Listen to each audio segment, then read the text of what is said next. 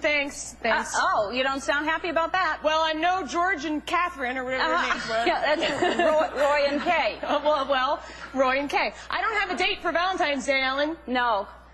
No outrage? Really? No. Everyone's like, yeah, well.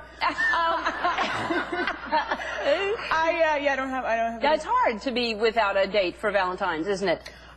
You know, I thought, yes, I'm upset about it. Except then I thought if I did have a date for Valentine's Day, I'd be running late because I'm here. Yes. Right? You wouldn't be that late. It's a kind of early taping. Except the lame guys I date, like, forgot probably it was Valentine's Day till like yesterday, and then they would tried to get a reservation, and they probably couldn't. So like we're eating at 5:30, so I am in fact late for my imaginary date with you know. Who? Well, I can't use any real names because I've dated a lot of people, so let's call him Timothy. Timothy. Yeah. Not Timothy. No.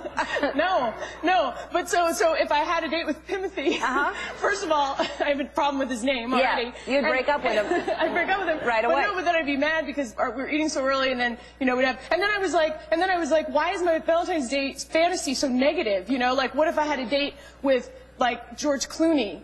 You know what I mean? Yeah. It's possible. Yeah. Because he's like a stone cold fox. And by the way... Did you say stone cold fox?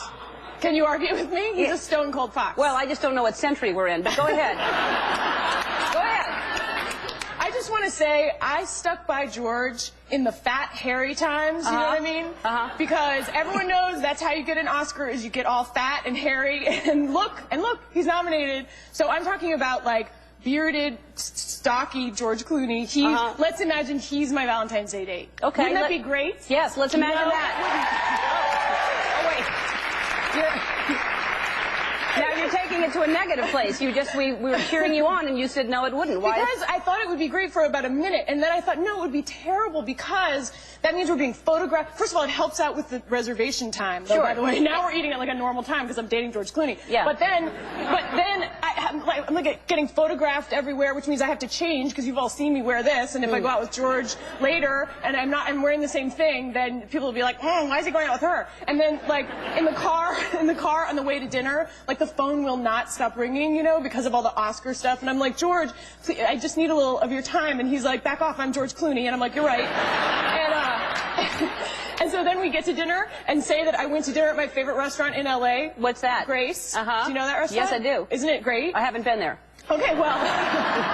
I just know it. Now I can't go and you can't go. Nobody can go because I just told you that I'm going to be there with George, and so people might like to stop by, as they do, and say, hey, George, we loved you on ER, or whatever. And so then... They'll go all the way back to ER, I see. Again. Nothing recent. Stuck in another century. Yes. And so then, you know, we're having dinner, and George is like, hey, this all actually went through my mind, by the way. And so we're having dinner, and George is like, hey, it's kind of crowded here because you told everybody where we're going, so let's go to our house, our house. Oh my God, it's like real to me. Let's go to the house in Lake Como, and I'm like, George, I have to work tomorrow, and he's like, you're no fun, and then we break up, and then that was my Valentine's Day, is that I broke up with George Clooney, so I'm glad that I don't have a date. Yeah. Right?